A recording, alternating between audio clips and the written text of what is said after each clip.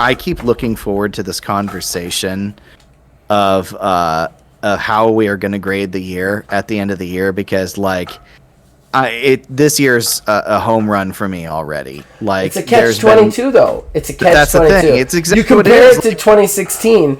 There wasn't nearly as much predatory evil shit going on. Well, yeah. You know what I mean? And then you put it here, and it's like, all right, we're getting these good games, and every one of them has some evil bullshit in it or surrounding it that makes you hurt. Like, it's going to be hard for me to say this is the best year or even a great year, just because, like, I almost like it better when we're not getting games, because now I'm dealing with the hate that I have for all of these companies, but I'm also dealing with the guilt for giving them money. So it's just really frustrating. Time to get your fix.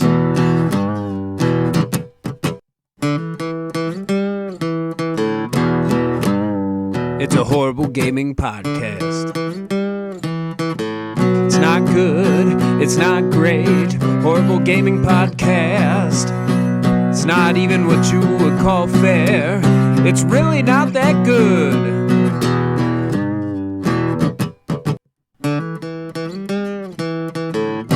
Horrible Gaming Podcast. Hello, my name is Zachariah Van Siders with Old Man Gaming. You, dear listener, for whatever reason, have decided to listen to another Horrible Gaming Podcast. I am not alone. I am usually never alone. With me is Neil, aka Tiny Wizard. So yeah, we've got a show for you today, I guess. We have a show. We're going to talk about some stuff, right? Things, you know. The stuff and the things. Stuff and the things. That's what we're going to do. So, yeah. But before we do that, we got to thank the people who helped make this possible. Number one, behind our ugly mugs is a fancy custom picture that was provided by Mr. Mark Bell. We thank him for that. Then, of course, the theme song for this show and all the shows here at Old Man Gaming is provided by the man who makes the music, my brother, Nick Van Siders. We thank him for that. We'll be right back with fan interaction. Horrible Gaming Podcast. All right, that brings us to Fan Traction, our first segment and our most important segment. That's where we, the co-hosts, talk to you guys, the fans. We read your comments out in all the places we can find them, and we talk about them, we answer them. I got a lot of comments from Jason. But first, so we're going to start with William Hohen. Hi! Exclamation point! Nick Cage is indeed amazing. Even in bad movie. Loved the one where parents gets crazy and goes against their kids. Laugh out loud. I don't remember that one. I don't know what he's referring to there. Parents get crazy and go against their kids. I don't remember that. I want to know what it is. If you know the title, toss it to us, William Owen. About Ark. Fun French fact. Ark in French is what we say when, like, we eat something and think it's disgusting. Ark is like the French word for yuck or ew. It's kind of funny. I love fun French fact. Fun French fact. I love that. Fun French fact. Yeah, SNES is probably not the best, but it's for sure the one I have the best memories from. Started with the OG Game Boy in 1990, then got an SNES, and then kept playing my SNES up until the GameCube in like 2002. Then I went back to portable consoles, Nintendo DS, PSP, Vita, now mostly on the PS4 and my phone. I want to come back to this part of the comment at the end, but I want to get through it all first. GameCube is amazing. Wind Waker, Tales of Symphonia, Resident Evil 4, Metroid Prime, Simpsons Hit and Run, Paper Mario, Killer 7, Baten Kaitos, Prince of Persia: Sands of Time. That's a PlayStation game, man. So many great games, man. Really? I mean, Wind Waker, okay.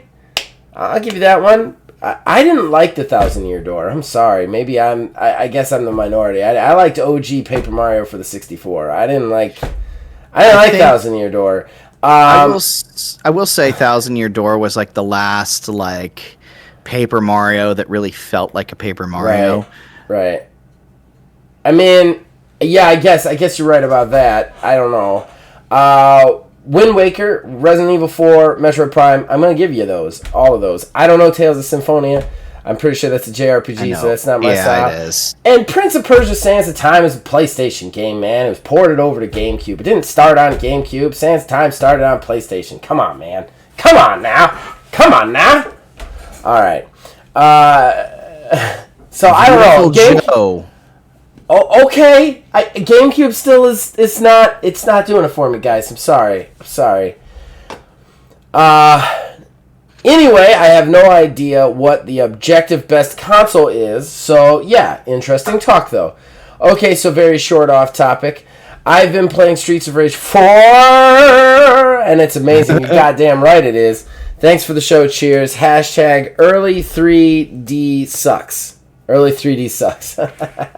It did. PlayStation overrated. Okay, so I want to come back to the console thing. We actually didn't touch on any handheld consoles in our conversation. No. Last week. I kind of felt bad because I was listening to it back, and it just dawned on me while I was listening to it that we didn't even remotely touch the handheld consoles. I personally intentionally avoided handhelds just because handhelds can't really be compared to like consoles. Yeah.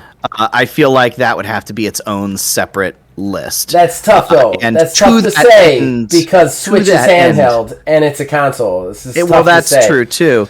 But to answer that question, it's definitely going to be the Game Boy Advance. That is the correct answer.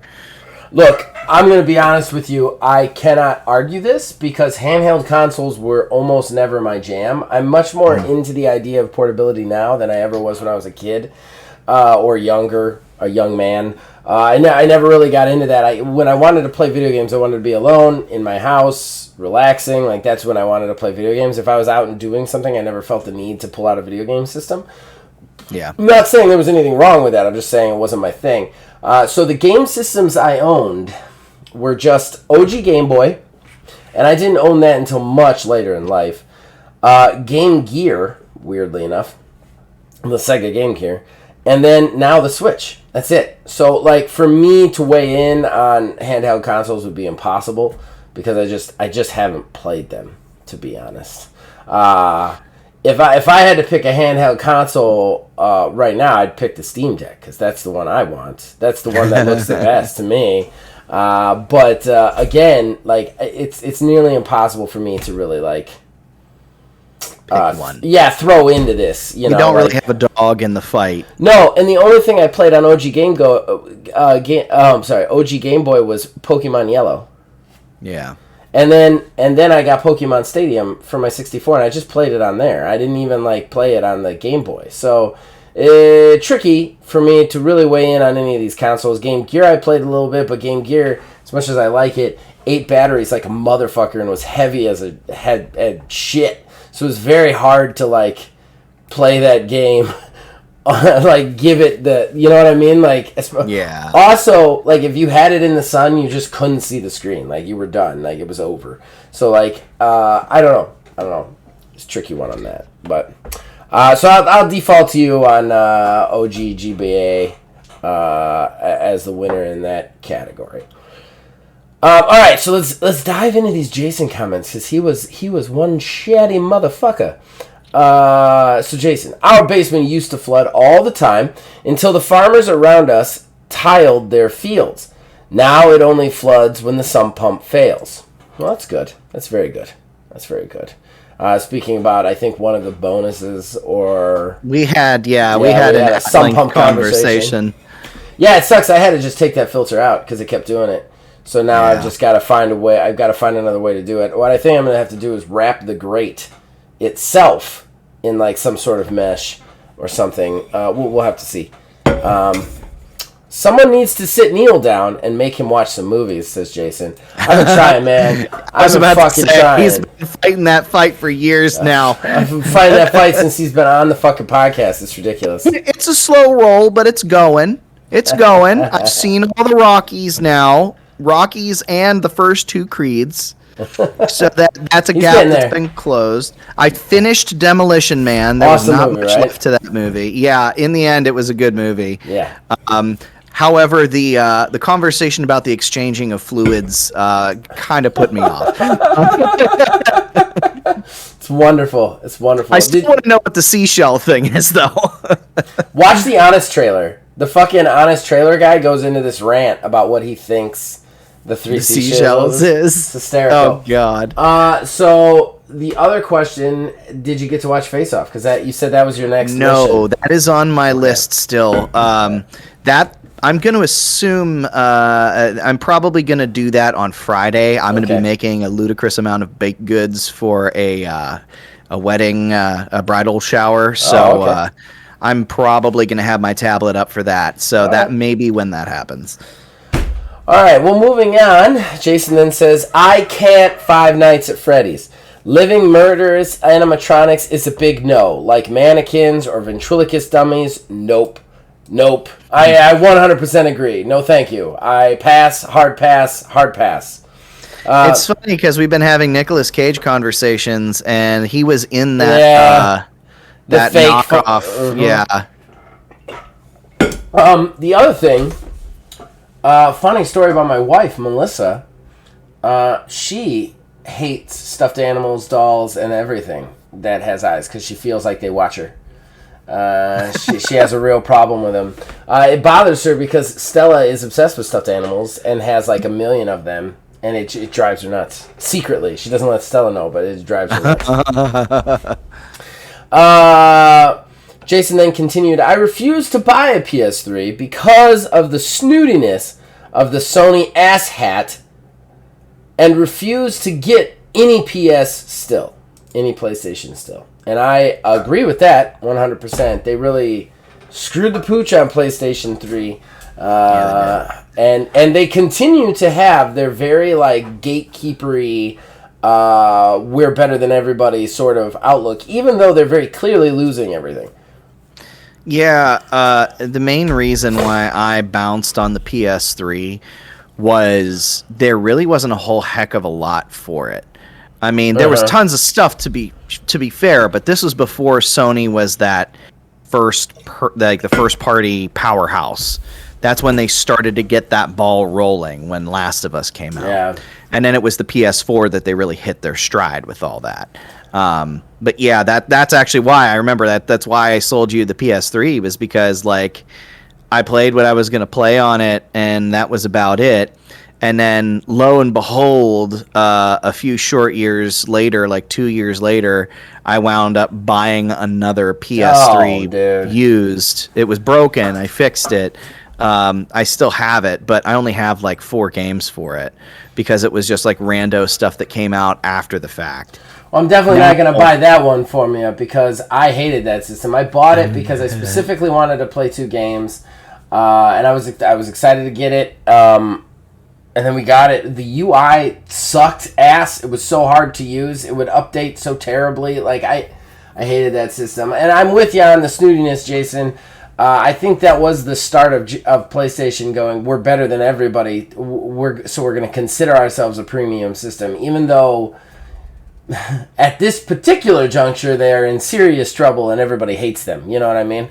So I think that you have a rough situation with them. They're still very out of touch with their fan base. So you probably made the right choice on that one. Jason then continues, best PS2 game was Silent Hill 2. I hard disagree with that, but to each his own.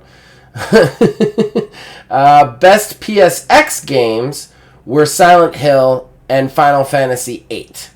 PSX, PS10? Yeah, that's the no, it's the PlayStation 1. That's the PSX was like the name that they kind of gave it. Oh, okay. All right. Afterwards.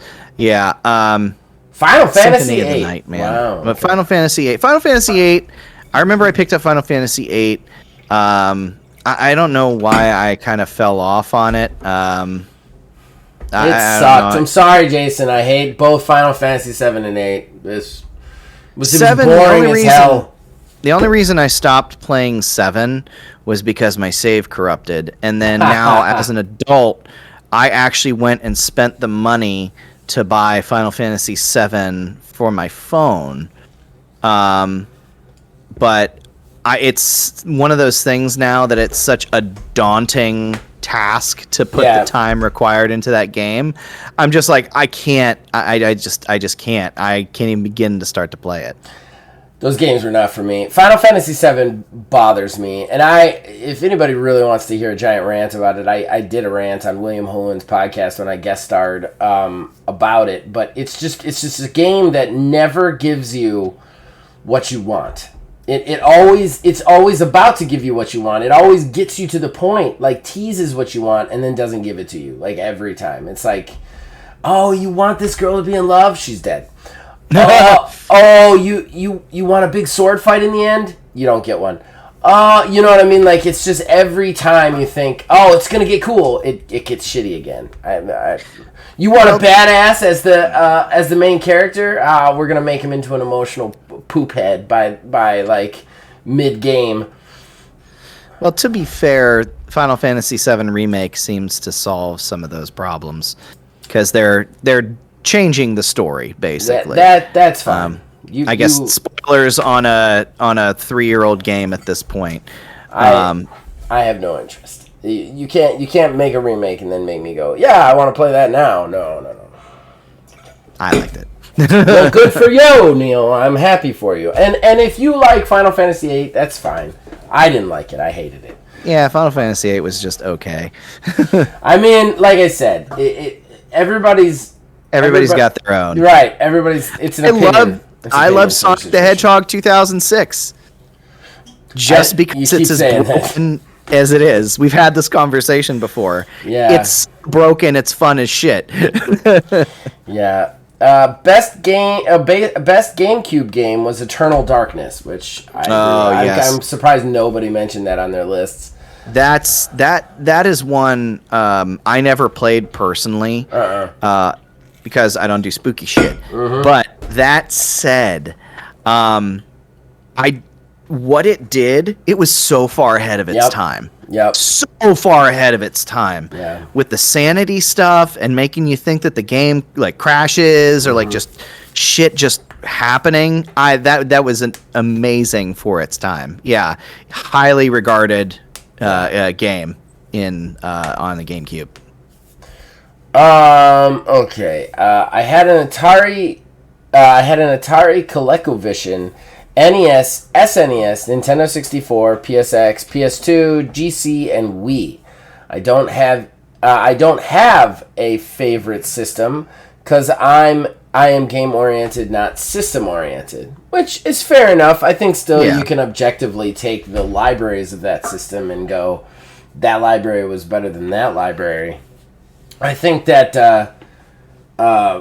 yeah. So, I mean, even game-oriented, I think you could maybe pick out a favorite. But that's fair if you don't have a favorite. It's fine. It's no problem. That is a nice collection. Nice collection there.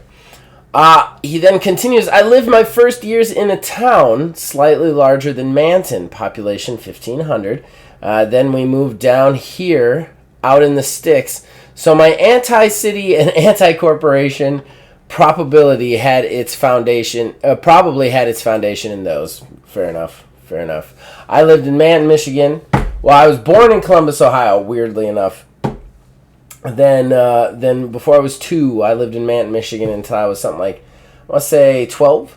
Then we moved back to Ohio to Cleveland Heights, and then I've been a city boy ever since. So, PC is not a console anyways. I mean, consoles are PCs now, so what do you... I mean, if you want to fight that fight, it's getting pretty muddy at this point. Pretty muddy, because the Series S and a PlayStation 5 are just PCs now. That's all they are. Just their OS made for gaming. I mean, hell, the OG Xbox was made more like a PC than a console back in the day. Yeah, that's true. I'm sorry. Like, if you don't want to consider a PC a console, then it's going to be hard to consider a lot of consoles. If I remember correctly, the original Xbox was a modified version of Windows 2000. So, I mean, it straight up and down was a PC. Yeah. Yeah, it's real tough. It's real tough because, like, like, yeah, you get into this point where, like, a lot of, like, most of the modern consoles you look at are actually just PCs, just, like, with an OS that's just made to play video games. That's it. So, like, what's your definer of what a PC is versus a console? Like, I could surf the web. Well, hell, I could do that on half the PCs, too. On half the consoles, too. So, I don't know, man. I think PC is... If you wanted to consider PC in a console conversation, I wouldn't stop you. I think personally that we didn't do it because we wanted to stick to the actual consoles, but half the consoles are PCs, dude. They just are. I used to be a bookworm until the internet killed my attention span. That's fair. I used to read, so every day before work, I'd show up 2 hours early in the parking lot because what I didn't know is I had... Well, I don't like to talk about that. But I had a hard time focusing. So I would show up in the parking lot of work, and I'd just hang out in the parking spot where there was just nothing to bother me, and I'd read a book, like a few pages in a book before I went in. And it was always detective novels. I've still got them up here in my cabinet, and I just loved detective novels. I used to read all the time. Don't read anymore, man. That is for sure. Internet... smartphones and family just killed the shit out of any reading that I'm going to do. I did for a while get into audiobooks, which I feel like is like the superior way to do a book, to be honest. But yeah, I've been kind of that if I do anything with a book, it is going to be an audiobook. I think I have like 3 or 4 of them. I'm kind of very slowly working my way through 2 of them right now. Well, before I did this, I used to work for a real estate company doing property checks and foreclosure stuff and whatnot, and I would have to drive around all day. That was my job, was driving around, taking pictures of houses and stuff.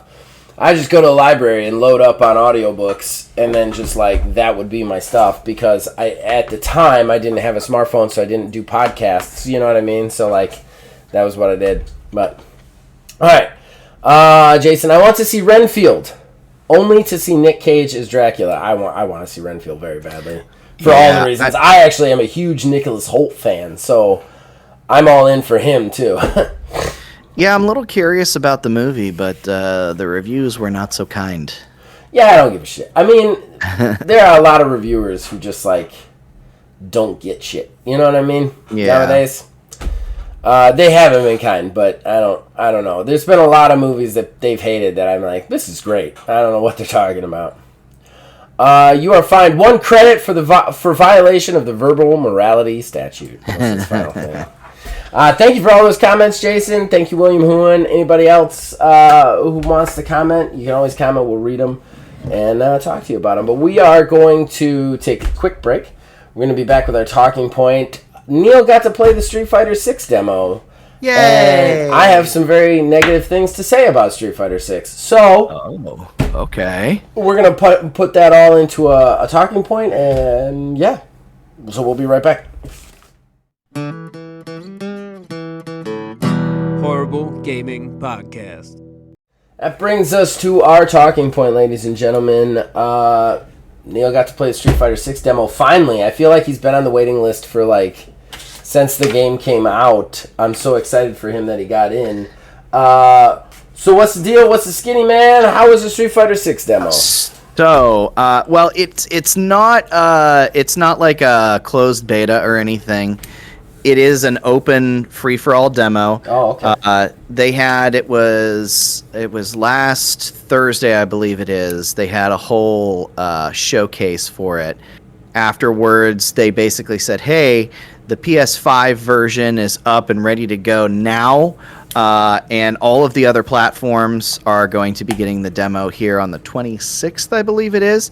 So if you are listening to this tomorrow, if you're watching us tomorrow. Yeah,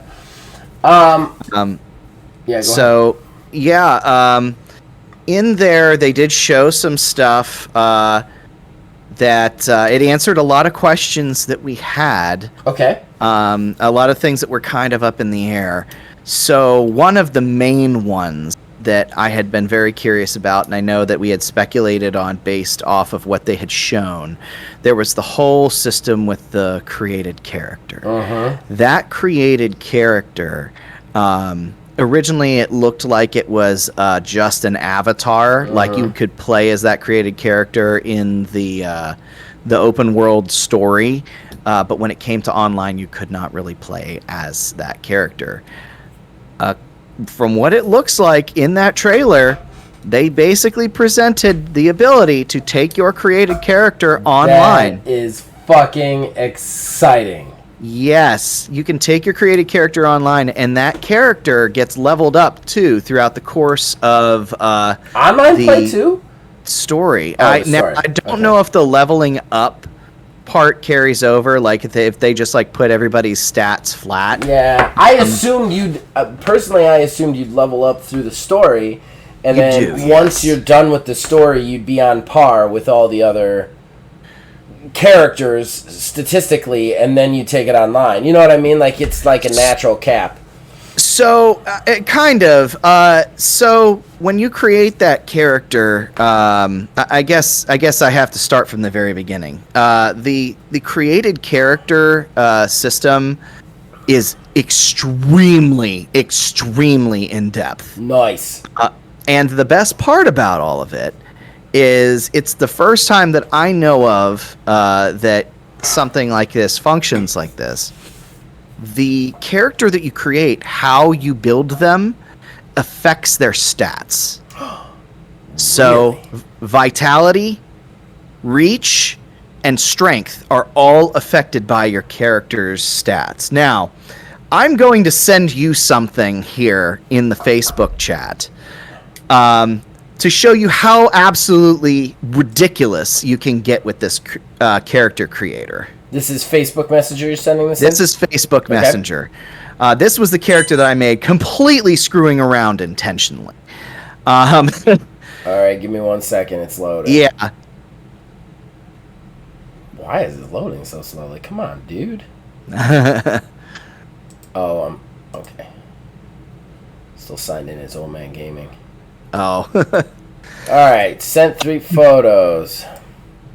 Oh my god. Yeah, so it's a nightmare amalgamation, to be absolutely 100% certain. I gotta try and find a way to edit this in. I made that character very much intentionally that way. Like my I'm God. telling you, you can change the neck, the head, the shoulders, like how long and big and small things Oh my are. God. You can make a tiny midget with like giant fists if you want. And this changes the stats. And it changes the stats. Now, what's important to note too, when it does this, there are actually limitations. So you can build your character in a specific way. There's an easy way to do it, or there's like a harder way to do it. It shows up as a triangle, and you can move this dot in the triangle more around to where you want it to be, favoring certain characteristics, and it automatically changes the proportions of the character to fit that. But you so can that would also be a much more like a much more streamlined version of it. like, and not a crazy alien creature. Not a crazy alien. And like I said, I intentionally set out to make a crazy alien creature. Right, you were with playing this. with it. But there are some limitations to where like you cannot like overdo stats basically. Now it doesn't tell you the exact breakdown of what's being affected, but there's a little warning that will pop up if you cross that threshold that says like something is over the allowed limit, so that it'll kick you back. Now this can be because certain combinations could probably put you at like a ridiculous vitality or like a stupid level of strength that's completely unbalanceable. So it's meant to be balanced when you create the character. Now, I fully intend this to not be the way that it stays. I fully expect this to not be the way that this stays, because this is easily breakable. Okay. Very easily breakable. But they are absolutely on the right track. And throughout this story mode with this created character, you run around and you just fight random people on the street. You straight up run up to a person. If they have a level above their head, like there was a dude who was just walking home from work. I just ran up to the guy and said, "Hey, I want to fight you." And we just immediately are in a fight. So, depending on that character's level, you get experience points. Whenever you get a certain threshold, you level up. You get points that you can put into your stats, and you build your character up. And what's more is, at the very beginning, you default with a set of moves from the one character. I believe his name is Lucas, if I remember correctly. He was the last DLC character from Street Fighter V. They're kind of trying to make him like the new face of Street Fighter, it seems like. Okay. But you get defaulted with his move set to begin with. Okay. But as you progress through that story, eventually you'll come across like main characters like Dhalsim, Ryu, stuff like that. You fight against them, you win, you unlock moves from them that you can slot in. Okay. So let's say you wanna throw fireballs, but you also want to be like Zangief and run people down into grapples. Right. You can do that. Let me ask a question. So like the style of the combat, right? So like Yes. like with the character creation, because I see what you're saying. So like this is like the superpowers. So like you get Lucas's superpowers, and then when you learn other people's maneuvers, you get to like slot in their maneuvers. That's really cool. I think that's awesome. Mm-hmm. What about this? Like, because what if I want to punch like Zangief, like just normal punch or kick like Zangief? Can I do that, or are we talking like I'm always gonna punch and kick like Lucas, like the normal moves, just your quick taps? So your normal moves are not necessarily right out of the gate. They're not necessarily tied to anybody. It's only the special moves that are Lucas's moves. Okay. So you get your own like punch animation, but if you pay attention in what they've shown of that, they also show things like not Zangief, Dhalsim, his punches and kicks to where he gets stretchy, which is a standard punch, standard kick. That's also there. Okay. So that leads me to believe that you can eventually, like, you unlock the ability to take out components of everybody's moves and make your own perfect character. So the base animations are just like base animations for like default. unique ones for the character, for the created character. The created so everybody character, has these unique created character base animations. Yes. Okay, that's still interesting. I would have. Okay, I think that's really interesting. I like the idea of building him into your own fighter who does his own fighter things. That's phenomenal. Which is great because like it's at least in Street Fighter 4, I have two mains. Mm-hmm.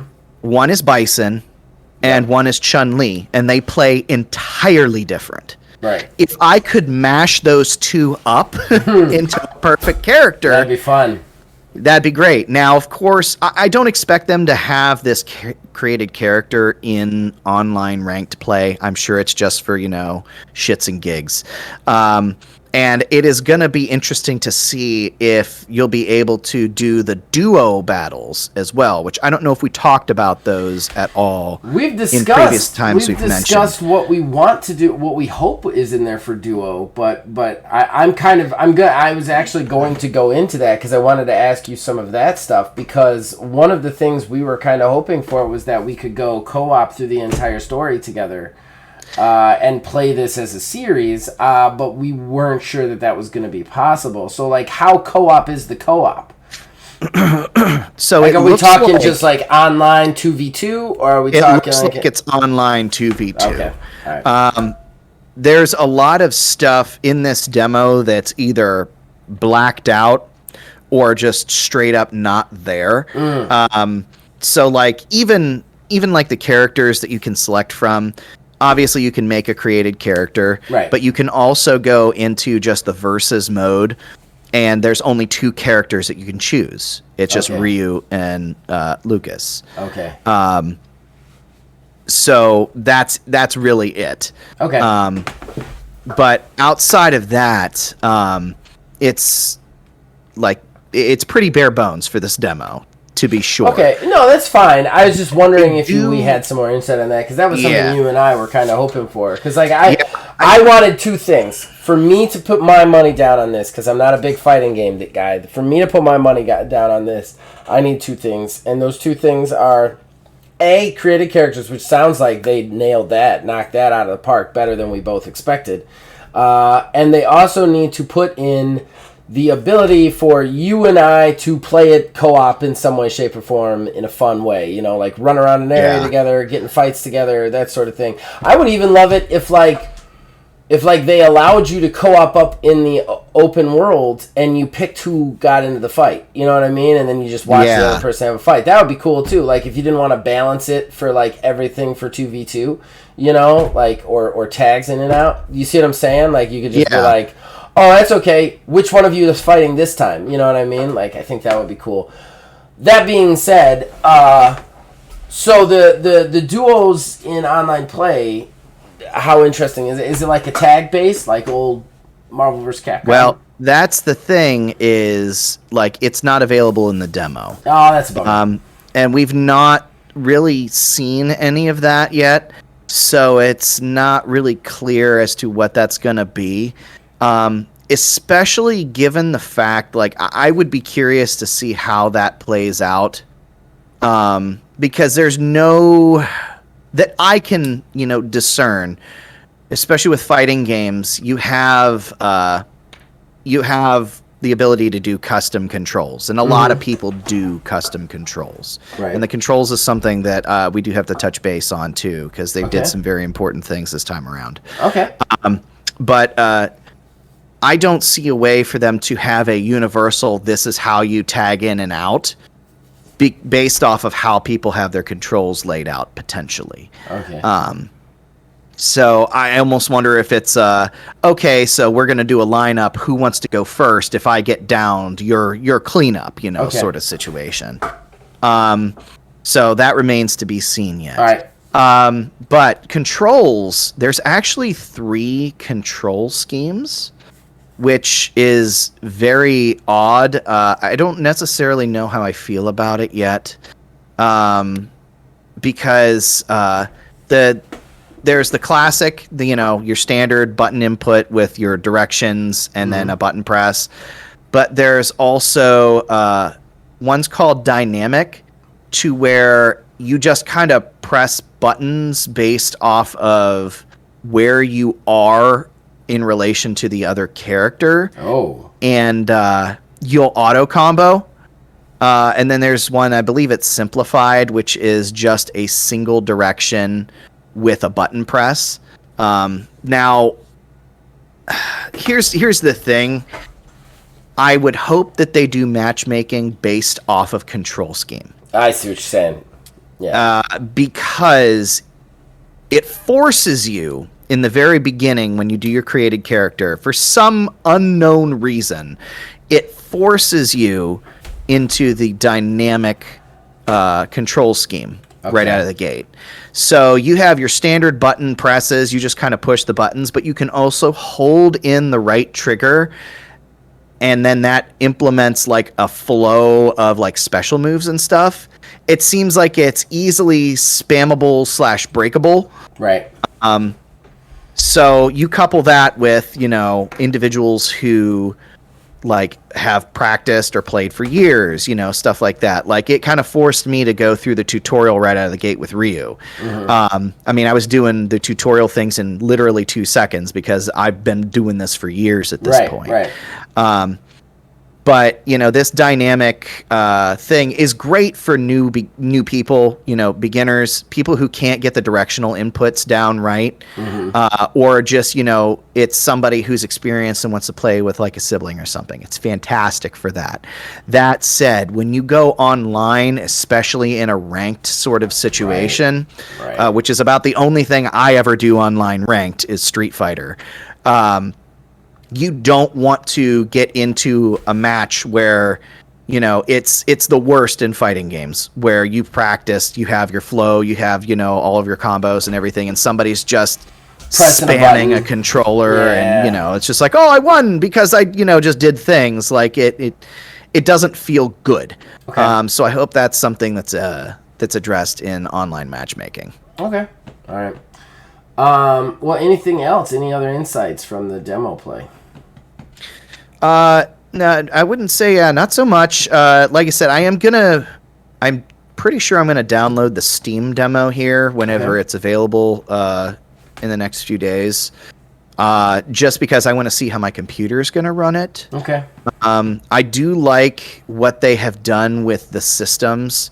They did go back to more how like Street Fighter 4 was in regard to like counters and stuff like that, but they made it now so it's like not just like focus is win. Like if anyone's familiar with Street Fighter 4, focus is just it's a win button. So they've kind of broken that down into like two separate facets, and it's almost like a rock paper scissors thing now. Okay. So that's very nice. But the art style, from what I've seen, it's funny because it's simultaneously more simplistic but more artistic at the same time. There's a lot of color splashes and everything that happen. But when you look comparing the graphics from 5 to what we see in 6, granted 6 is still in a demo state, but it almost seems like they went a little lighter on it, and I'll be really curious to see how that's going to run on my computer. Okay. Yeah, so my biggest issue, the thing I talked about that I was gonna, complain about is, and this goes to a lot of companies. They've been doing it for a while, but I feel like it's gotten more egregious in the last couple of years. They've announced already their DLC characters for the game. I think it was like 4 or 5 characters. 4 characters. For the first DLC pack.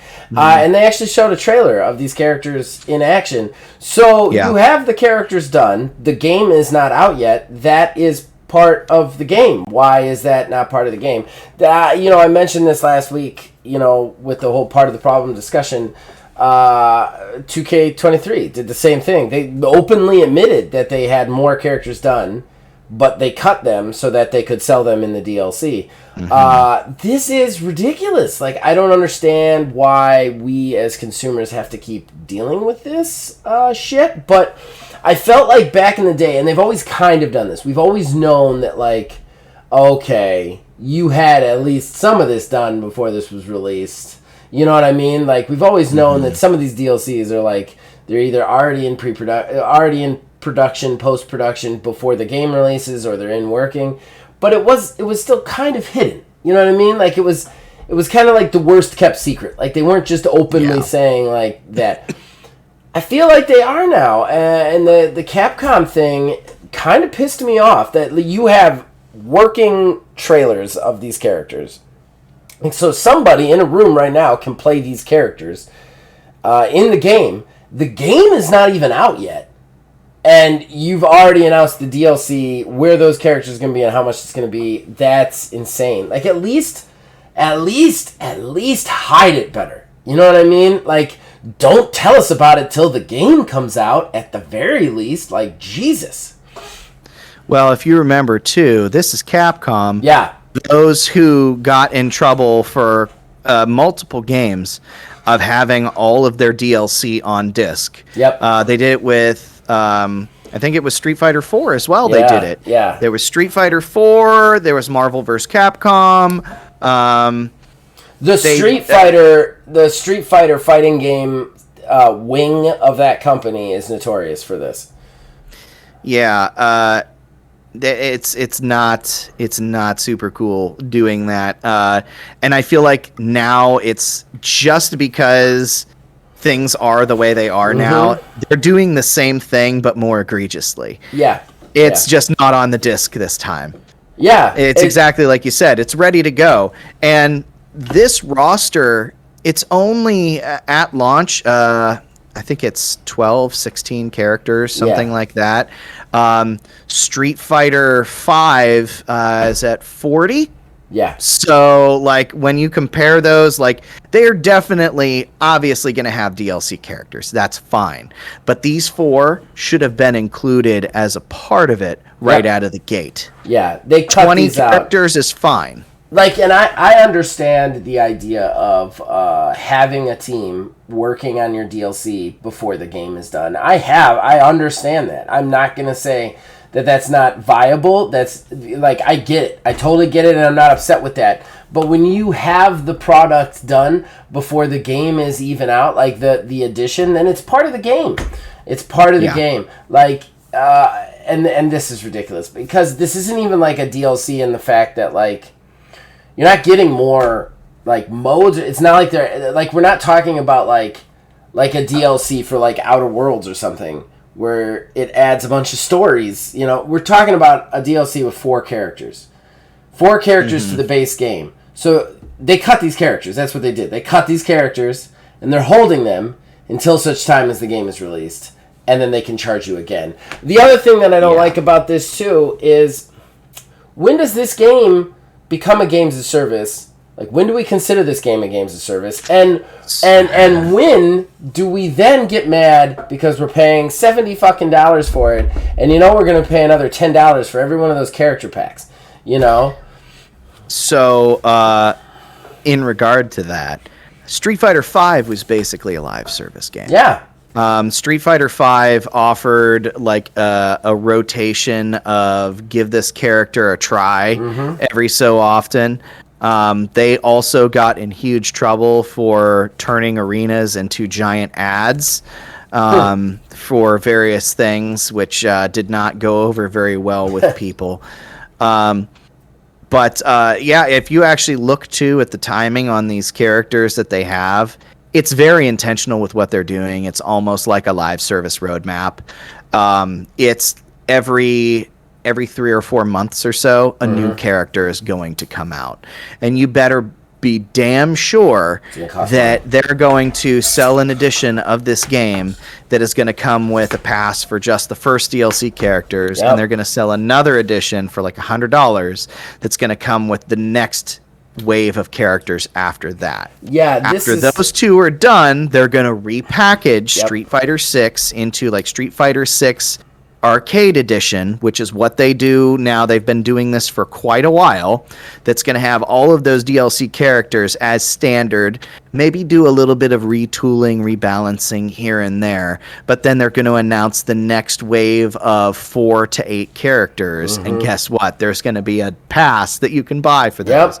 That's how they operate. And last time...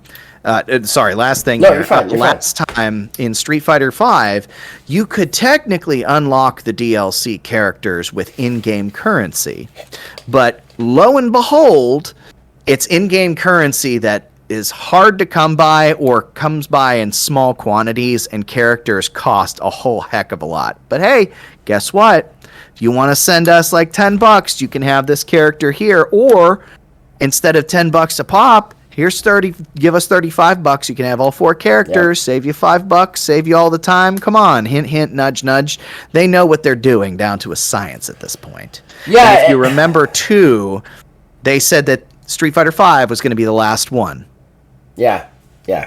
It's extremely predatory, and it's on a level that's insane. Like 2K23 is the same thing for me. It's like you're charging $70 for a free-to-play game. You're everything about this game is free to play, but you're basically charging $70 for it and then charging us an incremental price as we go along. I mean, with this game, let's face it, they should make this game free to play, and then they should charge you for the fucking, like, then charge us for the characters. I don't mind. Hell, I'll fight in the Coca-Cola arena. I don't mind if it's free to play. I mean, I don't think, or at least a reduced price, like a full $70, and then to charge you for every fucking character that comes out the gate is a little ridiculous.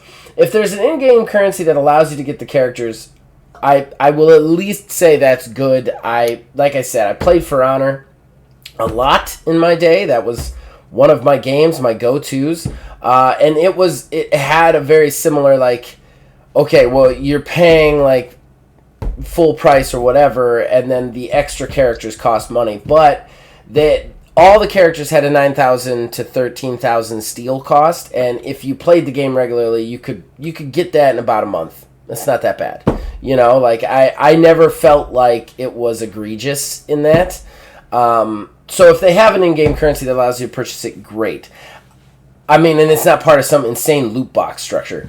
But it's just frustrating that, you know, for at least these first 4, that they were made before this game came out, you know? Like, that's my biggest thing. Like even charging us for the DLC after the fact, like, and all these characters that are coming out, that's shitty. I don't like that. But the fact that these 4 are done right now, and this game isn't even out yet, and you're saying they're DLC, this is fucking insane to me. You're splicing your game up, and you're charging it to us in pieces at that point. Especially when you're charging us $70, a premium price for this game. So I don't know. That's my big gripe. I think you're on board with that.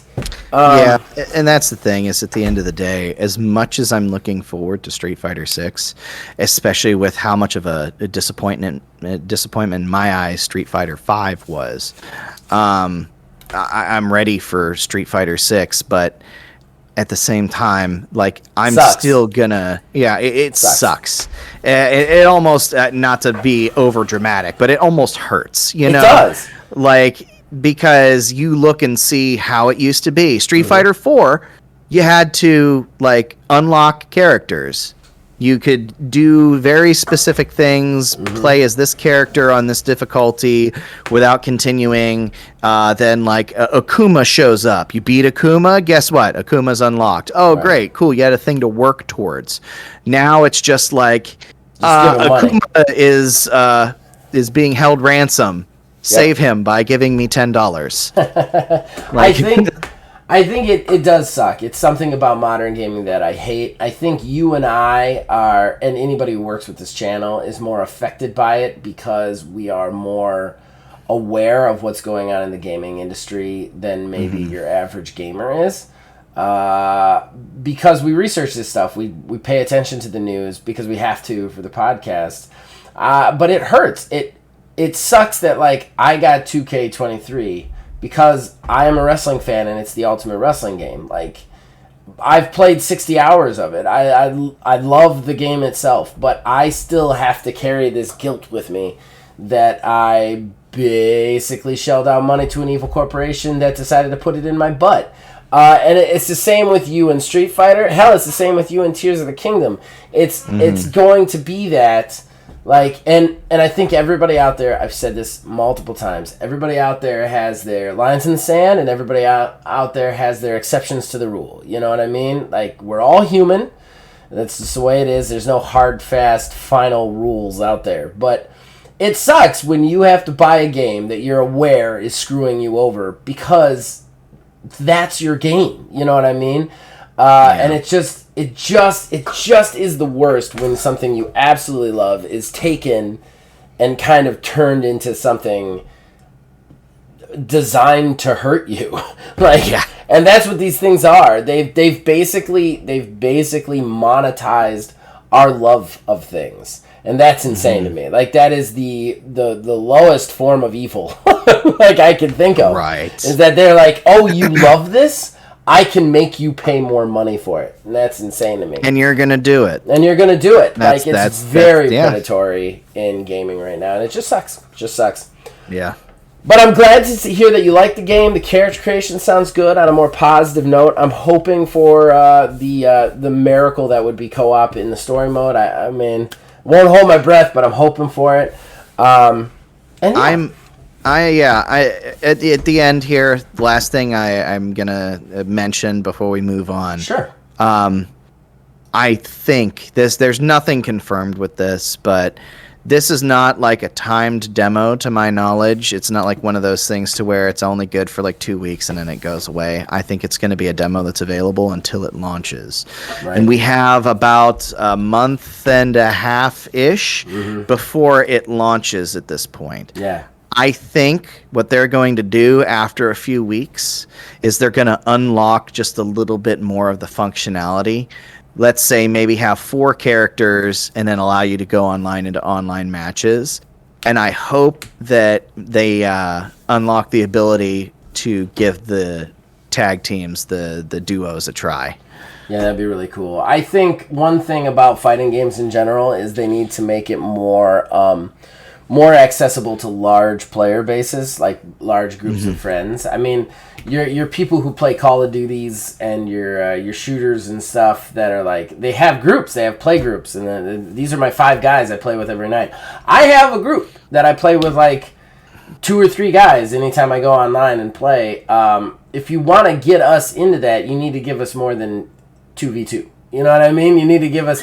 Well, I think they should engineer it towards teams where there's a way to go in and have like a team battle. Like you could even do it like if you win, you get to see what the other team is picking, like who's gonna be in, you know, and then pick based on that. I think that would be a really cool back and forth, you know. They actually implemented something akin to that. Really? In 4, yeah. Oh, in okay. in Arcade Edition, they had a couple different modes of online, and they kind of geared it more towards like a traditional thing. It's not necessarily teams, but there's online tournaments, you know, as you know, it is, you know, get a group of people together, bracket up, go from there. That's but cool they too. also have like elimination or winner stays rotations. Oh, that's to cool. to where whoever wins stays, and then the next person goes in. And That kind of gives you that LAN party feel, to be honest. And what's best about it too is you would actually be able to watch the fight. Yes. When you weren't up. Yes. They need to So you implement that should in be able- 6. Yeah. They need to implement that in 6. I cannot imagine that they're... I don't know if they had it in 5, because honestly, I was so disappointed with 5. I didn't Play it I didn't that much, really right? get into 5 much at all. So I don't know if it had it there. But it was great in 4. I did that a lot with even just like small group of friends or even randos. That would be awesome. All right, well let's get to odds and ends, man. Yeah. All right, we will be right back with odds and ends. Horrible Gaming Podcast. Brings us to our last segment, ladies and gentlemen. Odds and ends. We collect smaller news stories that we decided didn't deserve a talking point, but we want to tell you about them. We want to riff about them. We just want to discuss them. So yeah, Neil's got 3. I've got 2. Neil, hit us with your first one. So we've been talking a lot about acquisitions a lot in the past year at this point. Yeah. And It's an one of them acquisition went... game right now. Yeah, one of them that nobody knew anything about and is very puzzling to me is Sega is purchasing Rovio, the people who make Angry I saw Birds. this. I did see this. Why? I don't know. I think Kind this of is a very bizarre. strange choice, especially given Sega is... Like, they have made a resurgence in the last few years with some really quality products. But, like, to purchase Rovio... I mean, Rovio makes money.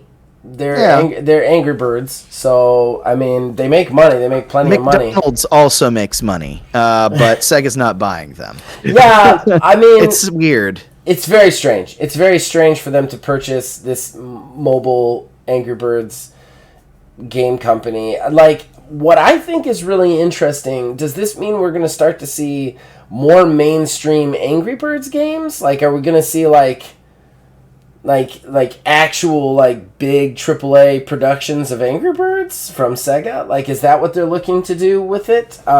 Maybe? Yeah, like, I mean, there's 2 reasons that they're purchasing this I can think of. One is just, you know, you have you have a mobile game that is tried and tested that just makes you money, that they can just be like, keep making Angry Birds games for the phone, and we'll just keep using that capital. That's I kind of get that from a standpoint of like, hey, they're just a revenue stream for us, The other one, though, is do they want to actually use these IPs that Rovio has, the Angry Birds IPs, in bigger, more mainstream Sega games, which is really a crazy idea to me when you really think about it. You know what? I just thought of this, like, just now. I almost wonder if it's for the movie rights. That's possible.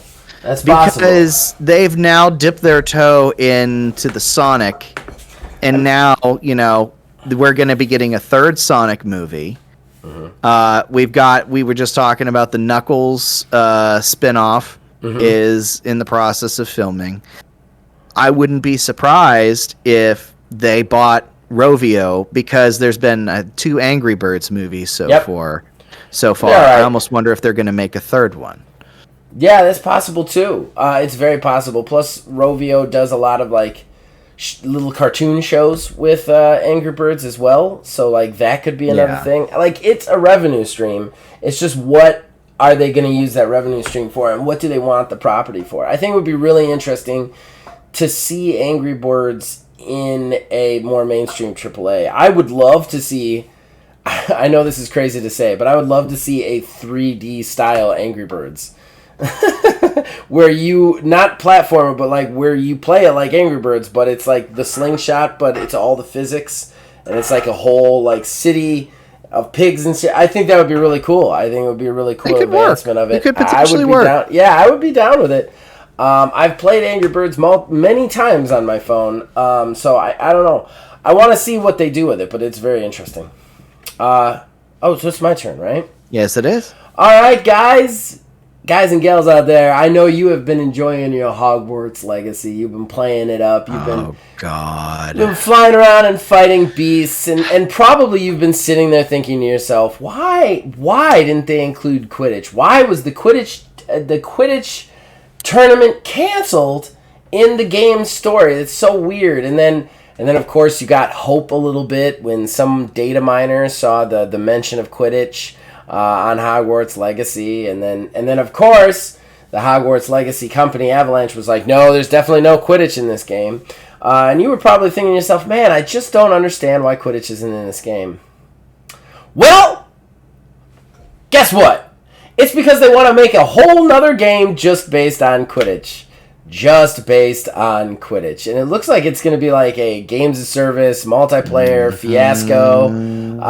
So yeah, I think that this is shitty, because I think that purposely now I have no doubt in my mind that Quidditch was going to be in Hogwarts Legacy, and they were like, you can't put it in there because we're going to do a free-to-play bullshit fuckfest. And I think that like that's really irritating, because I haven't played Hogwarts Legacy yet. Eventually, I think I'm probably actually going to get it. But I've watched enough of it to see that the broom mechanics are all there. Mm-hmm. They're all right there. It's obvious that they had the idea for Quidditch in there, and it looks like probably like in the last year of development, WB stepped in and was like, "No, we don't want Quidditch there because we want it to be a battle passy shit fuck." And again, I am a guy who likes games as services. I am a proponent of games as service. The problem is that what is this going to be as a games as service from a company who has already proved this year that they can't do games as service correctly? We watched Multiverses get incredibly popular, then single-handedly WB alienate all of their audience, and then refuse to give them refunds, then change the game from a full release to a beta, then shut it down. Do you want to play Quidditch in that kind of ecosystem? I sure as shit don't. And again, this is something that goes back to what I've been saying about the games as service stuff. I don't think games as service isn't viable. I don't think it's necessarily a bubble. I think people do shit like that, and it hurts your perception of what a games as a service is. All people, not Neil. I'm not saying mine, because I don't want to play this Quidditch game. I would probably have tried this Quidditch game, but because of what they did with Multiverses, I don't want to play this Quidditch game. They are literally hurting the concept of games as a service as a whole with what they're doing. And now we're in this position with Quidditch where basically they cut Quidditch out of a game to make a free-to-play, multiplayer, online experience that they are not going to focus on. They're going to take your money for it. They're then going to call it a beta and shut it down. Sorry, that was a long rant, but... Well, this is also the same company, too, that I believe it was Shadow of War. I did not play the game, so I'm not super 100% on the context of everything. So I may be a little off on some of this, but at the end of it, there is, to do the final siege, you have to have an army built up of a certain strength. Mm-hmm. But to do that at a reasonable rate, the only way to do that is to go to the in-game store and buy like a loot box that's just people, just dudes, that adds to your strength. Yeah, there was a lot of evil shit, which sucks. 'Cause that game, I actually played that game. That game was awesome.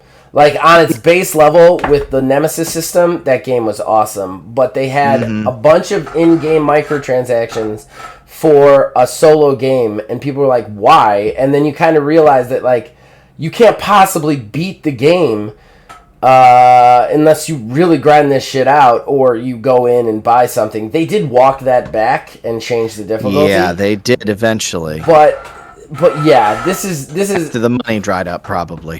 What bothers me too is they have such great game makers on their staff. Monolith is the guys who made Shadow of War and Shadow of Mordor. They invented the Nemesis system. That fucking game on its base level is fucking awesome to play.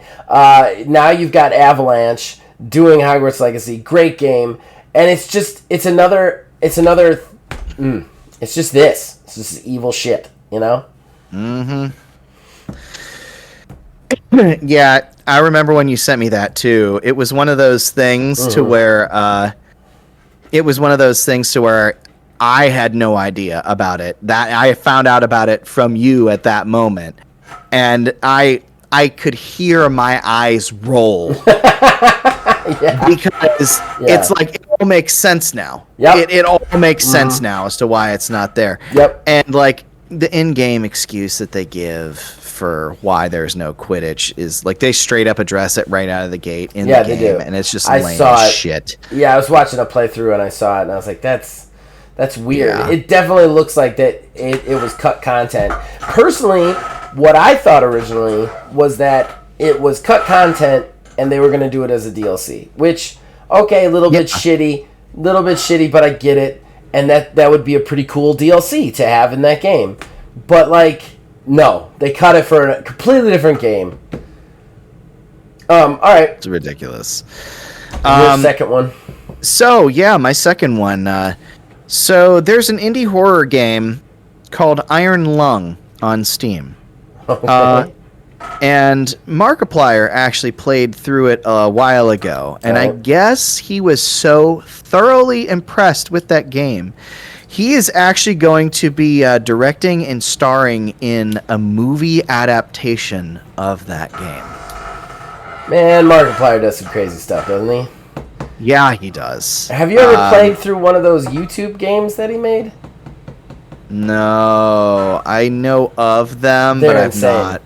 So the way he does it is he filmed the whole thing, and he uses a bunch of YouTube stars. Like, I know, like, Ninja Brian and Aaron and Dan are all in it too. But like it's like a 5-minute short, and then at the end, you know how the suggested videos come up, like the hyperlinks in it, but instead of it being a video, it's a choice. It's which choice you make. So like it's a choose your own adventure series of videos on YouTube. They're fucking crazy and funny, but crazy cool. Because so like you'll watch the whole video, and the camera itself is the character, and you'll see some hands, and it's supposedly you, and then like it'll get to a point, and it'll be like, do you press the button or do you not press the button? but those will be video choices at the end of the video that you can click on, and then that takes you to another video that continues the story from there. It's like a YouTube choose your own adventure. That's a good idea. It's cool. It's really, really cool. My only problem is I lost internet connection on one of them, so I lost my place, and I didn't know how to find my place again. So like I was like, all right, I have no idea how to finish this. But yeah, they're cool. I think they're cool. Okay, so my last one. Very interesting. So this is really weird. I'm kind of really split on this one because Niantic is at it again. They have decided to make another AR game. Still looking for their next Pokemon Go. I don't know if you saw what this was, Neil, but it is Monster Hunter Now. Yeah, I actually meant to send that to you. I actually watched it, and then I watched a little dive on the trailer. So I'm really torn on this because what you do is you'll walk around the world with your AR up, and much like Pokemon Go, you will find monsters, and then you'll be able to slay the monsters with your Monster Hunter and collect the gear and all of that stuff. The one thing it does that none of these AR games really do is it seems to be very in-depth in the combat system, and I would assume in the armor and stuff. I would assume that there's a lot of Monster Hunter to it, you know? Mm-hmm. But, like, in the teaser, like, when you start fighting a monster on your phone, like, you have a character who has armor and weapons, and then they can dodge, they can attack, they can do all the things, they have to do special attacks, they have different weapons they can choose. This looks cool. I have a hard time with it because it's so in-depth. Like, the whole idea of these games is you walk around the world, right? You walk around the world with your phone up, and then you find one and you do it. I don't know that I want to get into a 30-minute fight in the middle of... You know what I mean? Like I think it's cool that you're making it more in-depth, because if anything the Pokemon Go lacks, it's being in-depth in any way, shape, or form. I always thought of Pokemon Go as just a way to get you to walk, you know, like walking with fun to it. But, like, this actually looks like the battles... Like, they don't look anywhere near as complicated as the video games, but it definitely looks like more in depth. And, like, I don't know that I want to be, like, 2 miles from my house just standing on the corner of, you know, Fairchild and 43, like, in front of the sheets, like, dodging a Rathalos. Like, I don't know that that's what I want to do for a half an hour. Like, I don't know. So I'm really kind of on the fence here, because I'll definitely try it, just because I like Monster Hunter. I think this is an interesting idea, but I don't know how this is going to work properly. You know what I mean? This is one of those. It seems cool in concept, but like when you break down the functionality with it, I don't know if it works. You know. Another consideration with that too is definitely going to be the buy-in from other people. Pokemon works because, you know, it's Pokemon. Right. They did the Harry Potter. Harry Potter's pretty much universal. Right. I think there was another one. But Harry Potter shut down. Exactly. Well, that's the thing. Yeah, like it didn't even get the buy-in that it needed. It's pretty universal, but yeah, it didn't get the buy-in that it needed. And I feel like Monster Hunter, while yeah, it's popular, I don't think that is something that broadly appeals. You're not getting people who are a passive fan of, like, oh, Monster Hunter, I've heard of that. Right. I'm going to download that and get into this entire ecosystem. Right. Like, Pokemon is easy enough in its simplicity. Little too simplistic, like you said, of course. But, yeah, I don't know. Like, it's one of those that'll be a flash in the pan for a brief moment, maybe, and then it may end up going by the way of the Harry Potter one. Yeah, I don't know how many people would... The other thing, too, is, like, a Monster Hunter player... This is going to sound like I'm calling them fat or something. I'm not. I'm not at all. Where you're going. Yeah, I already know where you're going with this, and I thought about that, too, but I didn't want to say anything. I know. I don't... Like, I'm not saying they're fat. I'm sure plenty of them are fit. When they play the game, The whole point of Monster Hunter, the whole point of those games, and I know because I'm a Monster Hunter player, at least for the last couple, you want to be in it. You know what I mean? You need to be in it. Like, it's all about the hunt. It's all about your preparation for the hunt. And, like, that requires you to sit at a screen. You know what I mean? Like, it requires you to be there and be in the moment, not walking around outside. I have a hard time believing that any Monster Hunter is going to be like, yeah, I want to play this while walking around outside. I don't think they do. I think they want to sit down at their computer screen and spend an hour preparing and hunting the monster that they couldn't kill the day before, you know? And I have a hard time believing that those are the kind of people you want to reach for a game that's basically about fitness. But again, even if you look at this, like, is it about fitness? Like, I feel like they lean too heavily into the game. I think the AR is cool in concept, but I think it really suffers from from an identity crisis. Like, it's a catch-22 in itself. You either lean too far into the fitness and there's not enough game there to keep a real gamer interested, or you lean too far into the game and then you're just standing around in certain places. You know, like, it's Which very is strange. kind of what Pokemon Go has slowly evolved into. Yeah, because they've put a lot more into it. I've played it recently, and it's like, Jesus, man. Like, there's just Pokemon everywhere, and then there's rockets dropping from the sky, and you're just like, I've been standing in the park for 2 minutes. I haven't walked. I haven't gone anywhere. I'm just, like, fighting Pokemon all over the place. All right. So, well, that's it for me. Last one, and this one here could have potentially been an entire talking point, to be honest. Okay. But so this one comes via Jeff Grubb, industry insider, who's got a pretty good track record. According to apparently Microsoft, Big M Microsoft, is pissed at Xbox and how it has been handling this the past few years with no first-party launches in the past year, no AAA first-party launches in the past year, and as it currently stands right now, while they did have Hi-Fi Rush, we aren't expected to get anything first-party until next month when Redfall drops. And even still, it's come out with all of these caveats. I can't remember if we mentioned it on the show or in passing, to where it's going to be locked at 30 frames when it first comes out, and it's going to be opened up later on. Things that you don't want to hear from a next-gen console.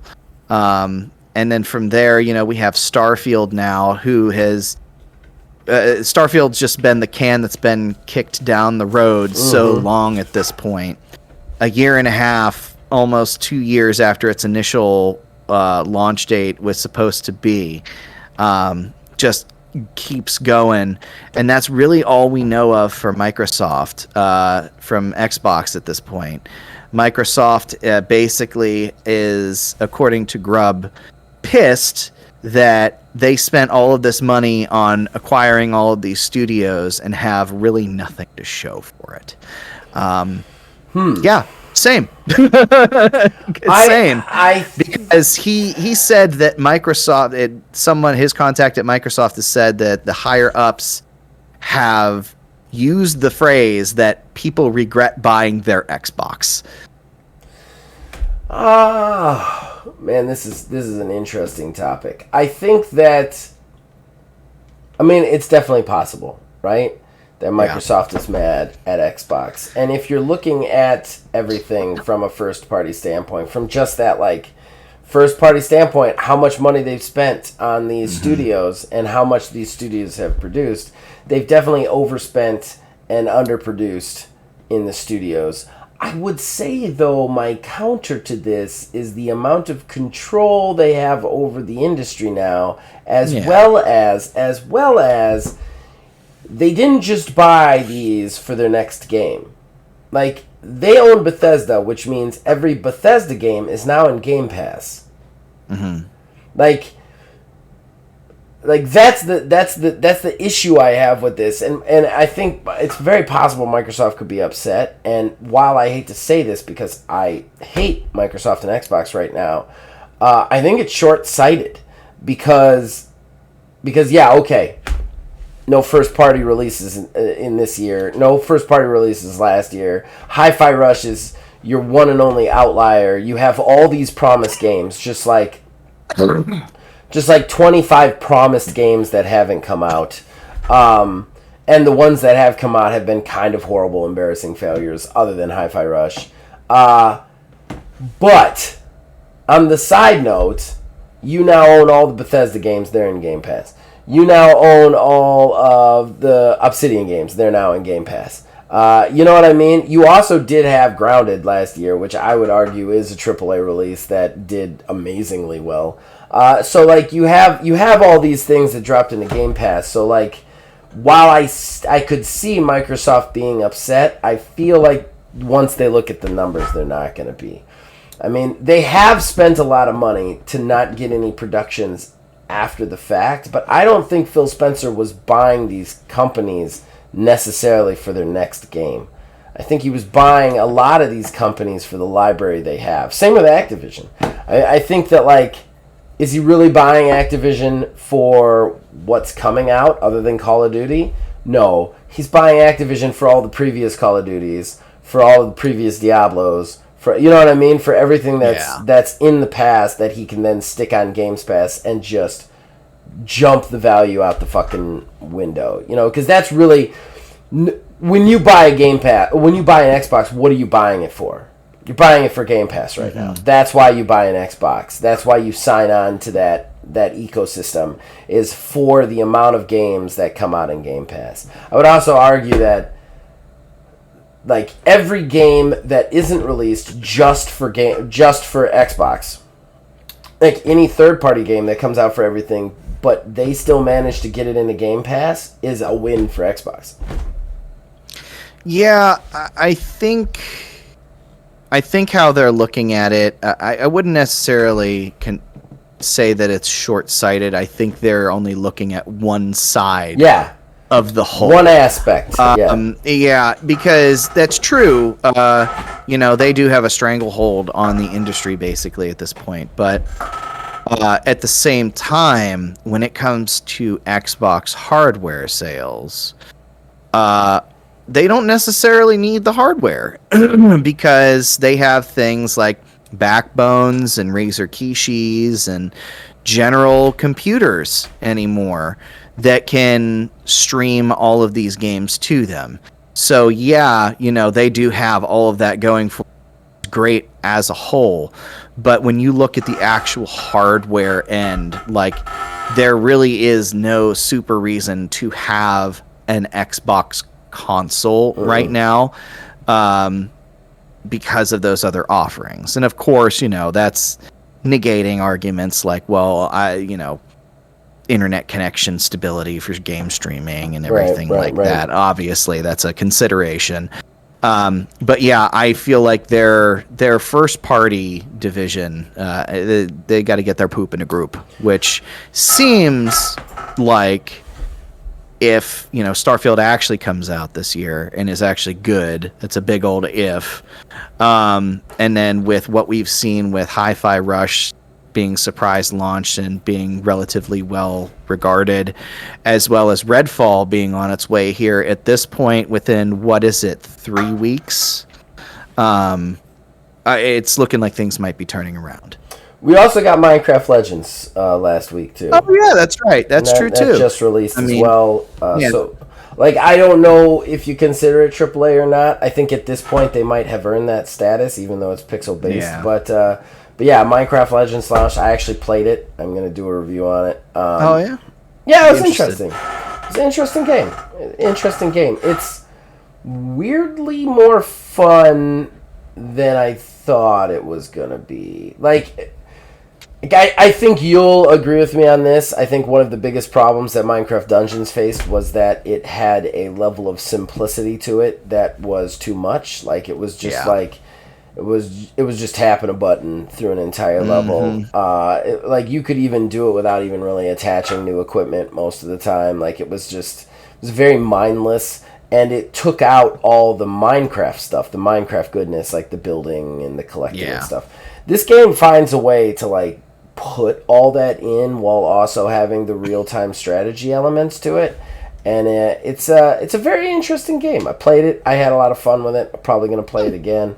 And yeah, it's definitely an interesting thing. Still, we've had that release. We've got Redfall coming out. Starfield is supposedly listed to come out. I don't think that we're gonna have that same.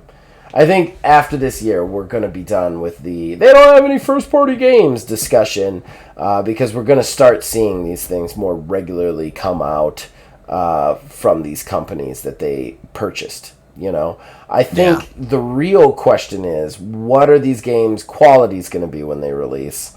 Because they're not just looking for these games to come out; they're looking for these games to rival PlayStation's games. And I hate PlayStation too. They have stellar first-party games that everybody that are beloved and everybody wants to get their hands on. The Horizon series, God of War series, like they have beloved franchises that have very little bugs and crap in them to make you hate them. Whereas Xbox is notorious for having bugs and breaks and shit like that, and also having not the most quality experience. So I think, personally, of the releases that Xbox is going to have this year, the most important one is Redfall. I think above Starfield, honestly, because I think a lot of people are starting to look at it as a joke anyway. You've also the overhype that we've talked about before. It's what it is at this point. You've also had Hi-Fi Rush. It was well regarded, and then you had Minecraft Legends, which has reviewed pretty solidly, I believe, on all the major sites. So those are decent, setting you up for a big masterpiece. I think Redfall needs to be that masterpiece. I think it needs to be big. Personally, I think it's going to be a quality game no matter what, just because of the developers behind it. Is it going to be a masterpiece? I think that's a time will tell sort of situation. I think I'm going to have a lot of fun with it. It's just whether or not it convinces everybody. I think you also have this like air of skepticism from the entire world right now.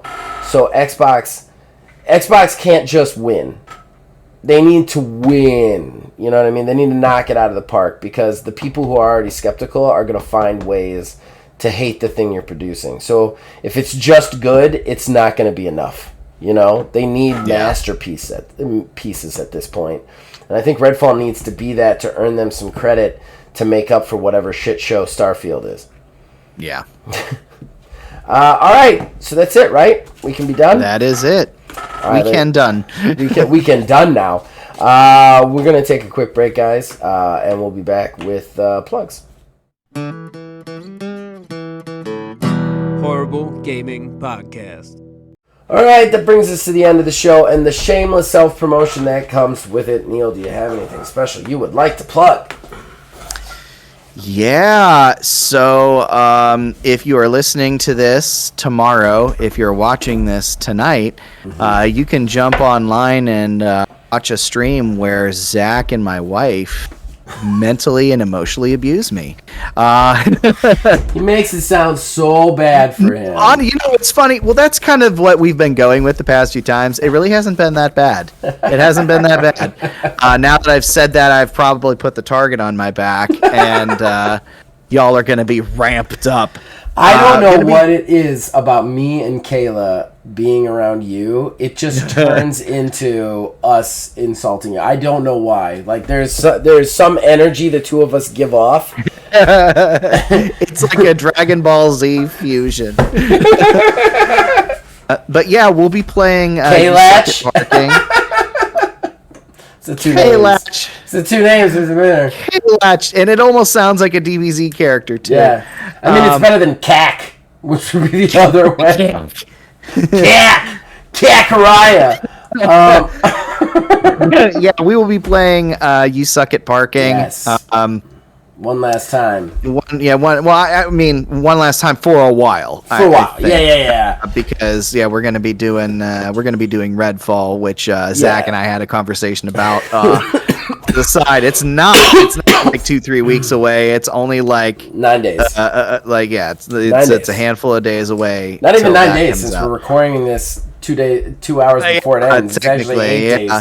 I think that, and we're going to be spending a lot of the time when we would be streaming recording to then cut up and put out on the internet. So I do want to say, yes, look out for that. Haven't figured out what to name it yet, but I'm very excited for it. I feel like the name is not going to happen until we play. It's going to occur. It's true.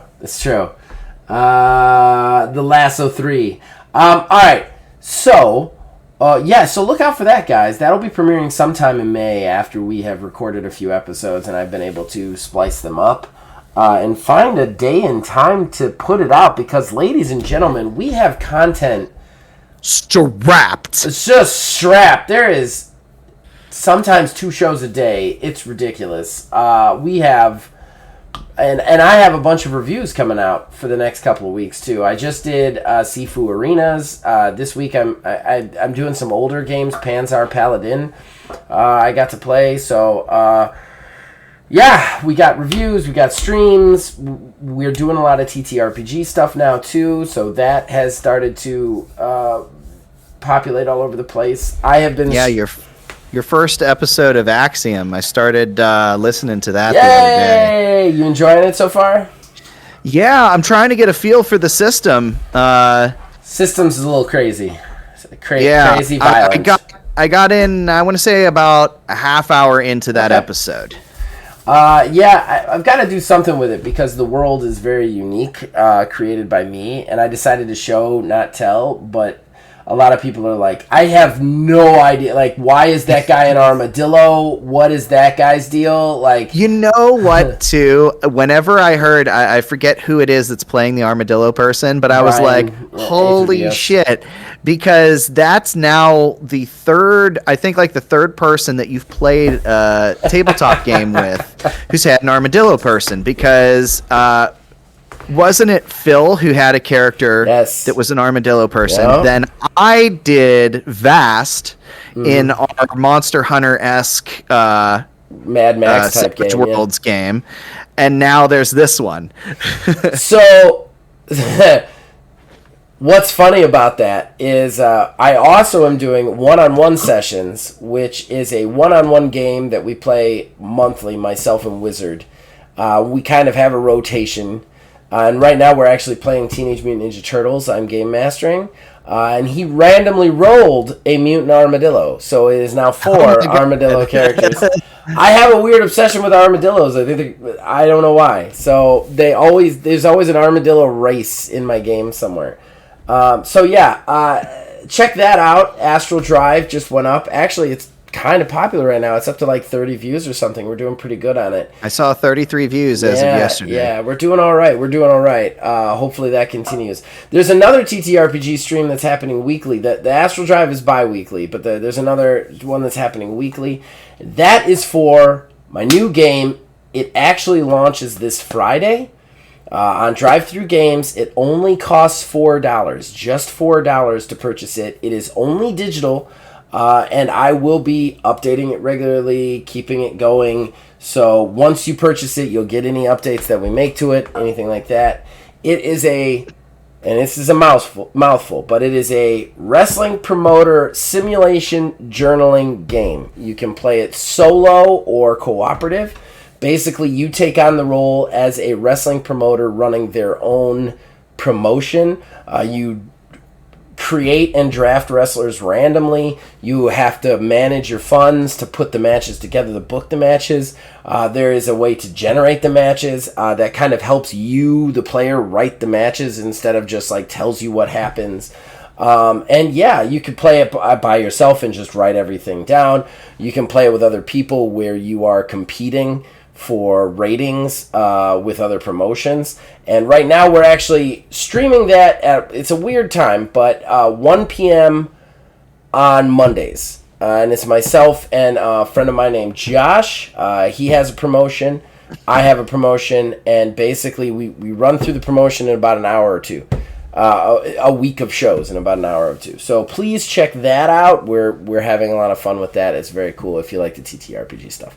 On the game stuff, I'm streaming Grounded on Tuesday mornings. I'm streaming Sifu Arenas during amateur hour Tuesday nights. We're doing the You Suck at Parking this Wednesday. And then we've got tons of Let's Plays. OMGM. I've got my Impact GM going.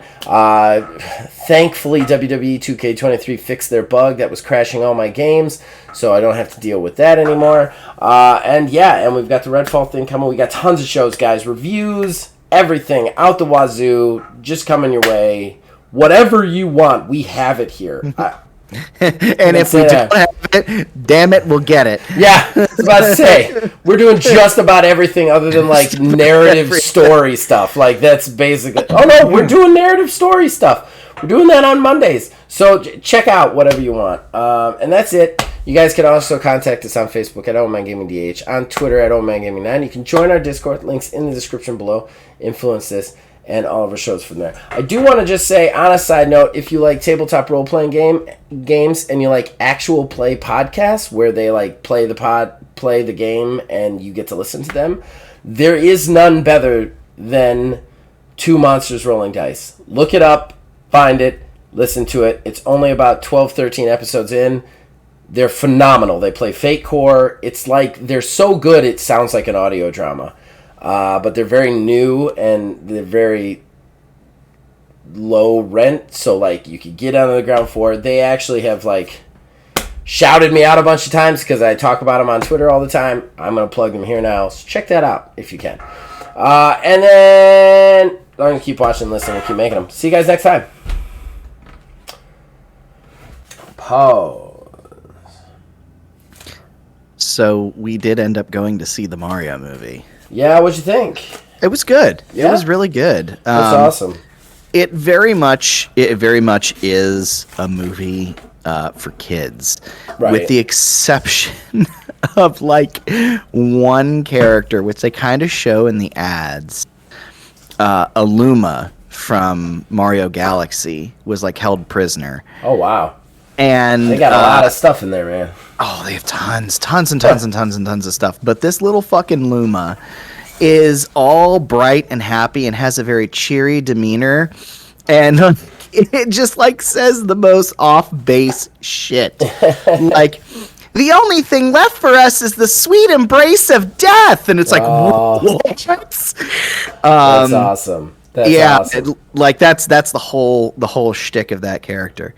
Yeah, I'm excited to see it. I gotta wait for it to come to something. Oh, yeah. The references that they have in there, every single, like, audio thing is, like, just references galore, but they don't regulate it just to Mario stuff, which is fun, which is Cool. what I was hoping that they were going to do. So you could go with an extended universe sort of thing.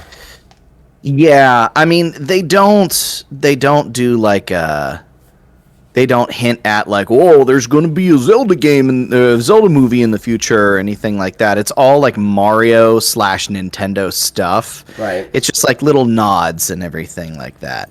Well, I mean, there are a lot of off Mario mascots that could fit into that. Like Kid Icarus could fit pretty easily into that world. I think with the amount of money they made, we're gonna see a cinematic universe.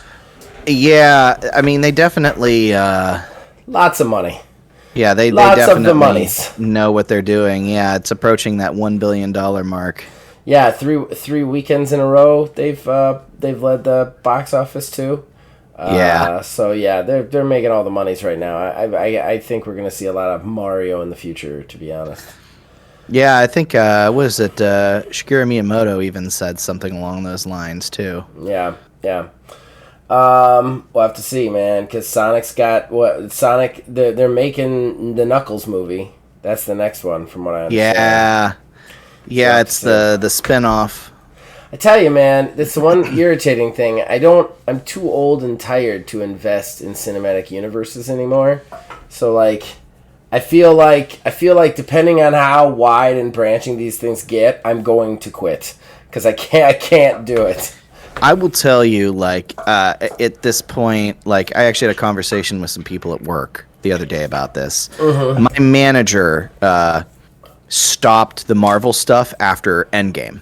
Yeah, so did I. Because he's the same exact thing. It's like, hey, look, we did everything that we're gonna do here. We capped everything off perfectly. Right. There's a nice bow on everything. I don't think we need to keep trying to do anything. Right. Meanwhile, like me and 3 other dudes that I work with have seen every single Marvel movie. Anytime there's like the slightest bit of Marvel news, there's like a 3-hour conversation that branches off from all Right. of us, like theorizing about shit. I used to be that way too. It's to the point now where it's just like, it's even kind of like comics, even like actual comic books, like Yeah. where you start. Yeah, exactly. Like you think about it, like if you were like Stella right now hasn't really ever watched a Marvel movie. She's 7 years old. When she's old enough, like, okay, here's 20 years of movies to watch, like, and with TV series, it's like it's not worth it, and like everything kind of goes that way now. And I find it very irritating. However, there is a cinematic thing that I'm excited for, and they released the teaser trailer for The Continental. Yeah, I'm so excited. That.